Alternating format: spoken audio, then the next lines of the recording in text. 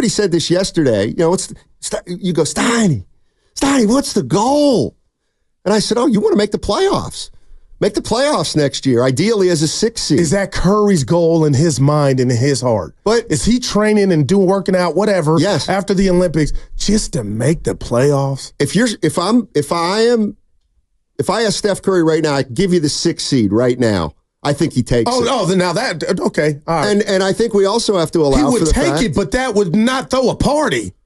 But what I'm saying is like, what was Dallas's seed this year going in? 4 or 5? I want to say 5. They may have been 5. They After may have been, a year of quitting 5. And not qualifying for they were playing 5. The year before. Exactly. Right. So, but they got 2 bona fide studs. Okay, but if you get to 6 or 5, why couldn't you? I get it. Like, if you get to 6 or 5, that means you're a good enough team to be the 5th or 6th best in the conference. I think at that point, maybe you can win a round and advance. Like the thing that I would think Steph Curry's looking at is, it stinks to lose Klay Thompson, but you might be better. You still have a chance to be better. Even without Paul. Because I know Bonte asked you that question yesterday, or Joe did, Chasky, and I asked you on the show, and you didn't get stepped, but you were like, "Goo, almost like I got nothing." Yeah, like that's a real question, but I don't know how to answer that. I don't know how to measure his loss. I don't. Like, what did he? And I don't mean this. He stunk because he did not. No, but I didn't want him here. But so that moxie and that professional. But I can't remember him being a difference maker. More than a handful. I don't know. What difference maker? There was no difference maker because you didn't qualify. You didn't do diddly squat. What I'm saying is, if you're going to win, failure. That's strong. I'm going to disagree with that. Oh my God. Yeah, I am going to disagree. Everybody involved. That's too strong a word. Everybody was a failure, and I think they would be like, a failure to not make legit. The playoffs. But I don't think the season was a failure. They discovered pods. They discovered Trace Jackson Davis. Say what you want. They won more games than the previous year, using younger players than they've used in the past. So, Josh Ram on YouTube telling me, Goose, stop about Paul. I was his biggest critic. I didn't want him here. I just he wasn't a scrub by any stretch. Well, no. What Goose saying is, Shasky asked me yesterday, Steiny, what about Chris Paul leaving? Yeah. And I said, I don't know how to measure that. But people are acting like it's nothing. It might be nothing. Wow. Because like, he was good. He was definitely good, but I don't know. 888-957-9570. How do you assess what you're going to have to do with Chris Paul's minutes?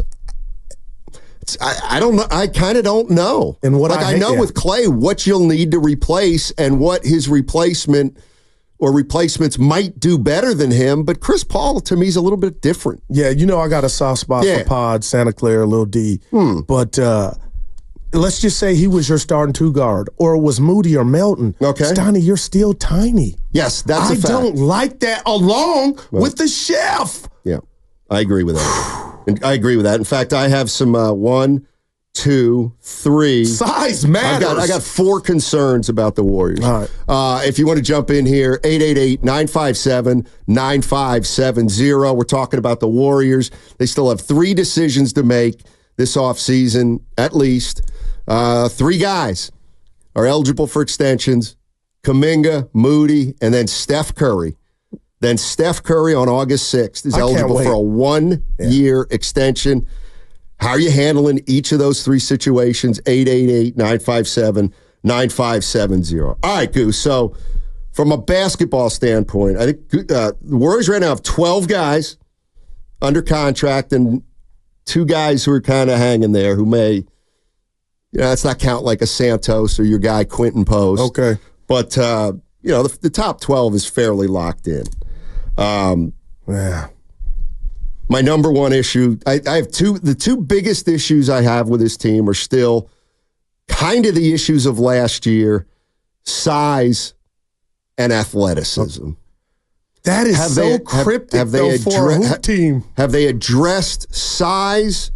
Because it matters, and athleticism. Like, they didn't really address those. Right. I think Melton's a pretty good athlete. Probably a better athlete than Clay at this point. Why don't you talk about what Dibbs brought up and Dr. Pangea about Melton? It scares me. He's so young, but has a back issue, Steiny. And Dr. Pangea was, I'm paraphrasing, was on Twitter like, when he's really active, that's when, like, there's no meds for it. That's when it flares up. And I'm like, oh, my God, this young kid can do a lot, but it probably cost him another contract with his team. But we just gloss over the fact that he only played 38 games. But again, for the sake of the exercise, I'll be proactive. I feel like he can create way better than Moody Pods. So that's why I think he's got the lead. Well, if he can create better than those guys, then he can create better than Clay. So, that's an advantage they would have at that position. Let's go to Sam.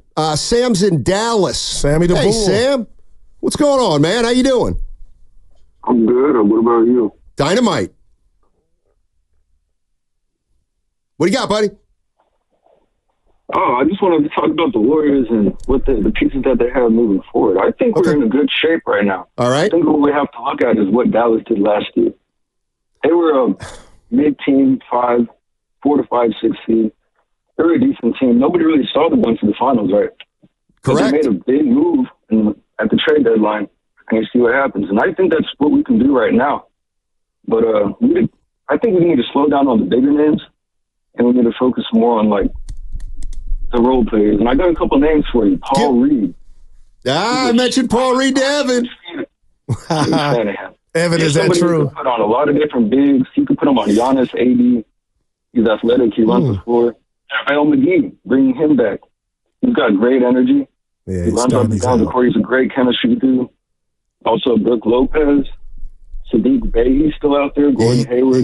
He's just coming off a serious injury, though, Bey. But I hear you. Hayward's not a bad name. Hayward's not a bad name.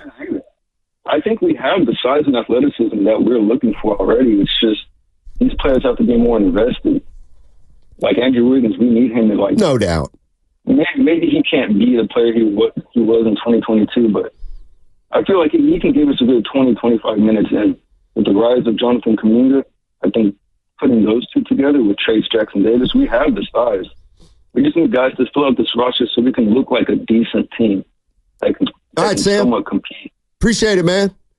Yeah, I think they're still small. I still think they're small. I mean, man, this might be a perfect spot for him to try to resurrect what he's got going on. I'll say this about the only thing about that is they've already got a handful of 2s and 3s. Steiny, for the people, and I'm not mad at him saying Dallas came out of nowhere. They really didn't, because the year before they got Kyrie, they were in the Western Conference Finals when the Warriors won their chip. So they had something going, and they got a superstar, unlike Curry, Steiny, who's in his prime, and that's Luka. Okay. You had Kyrie, and now they're here, and they're not, I don't think, going anywhere.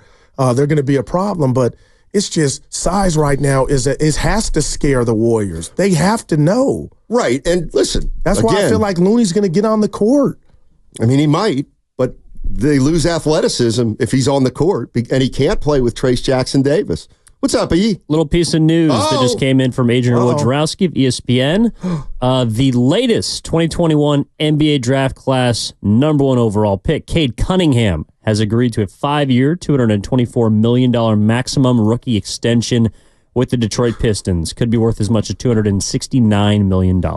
Now, Evan. Yeah. Oh.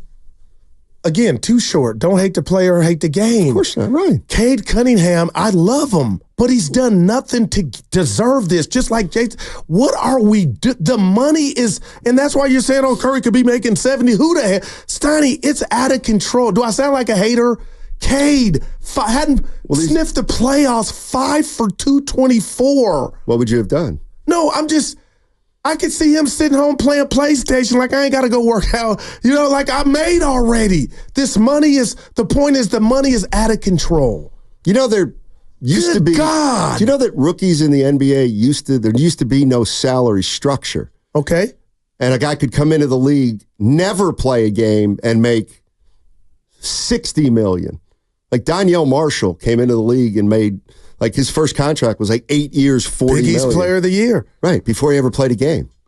Like Cunningham, how many seasons has he played now? 3? 3 seasons. Yeah, 2 because he was hurt. Yeah. Same class as Kuminga, third guy to get maxed out. What does that mean for JK? Huh? He's loving it, but I mean, there it is. There it is. I'll say this to you. Oh, go ahead. 888-957-9570. This is something the Warriors are going to have to make a decision on, and I guess Kuminga too. Cade Cunningham was in Jonathan Kuminga's draft class, so he's eligible for an extension. He just got one. Are we giving Jonathan Kuminga one too? Now, it might not be for 224, but it's going to be for 180, at least 150. Oh, 180, Steiny. I mean, what's the difference? That's what I was going to ask you. If Kuminga was in Detroit, he would be putting up Cade Cunningham's numbers. But Cade came into league offensively, Steiny, with more polish. That's all I'm saying Kuminga needs to me, and he's still incredible. But how can you justify not giving, if I'm Kuminga's agent, at least 180 and Wagner in Orlando? But to Cade's, Detroit's looking at Cade like you're our Steph. Right. Kuminga doesn't have that luxury because he's got dudes kind of in the way. Right. But he still wants 180 to 200. When? Now. Right now. Well, we haven't heard anything yet. Yesterday.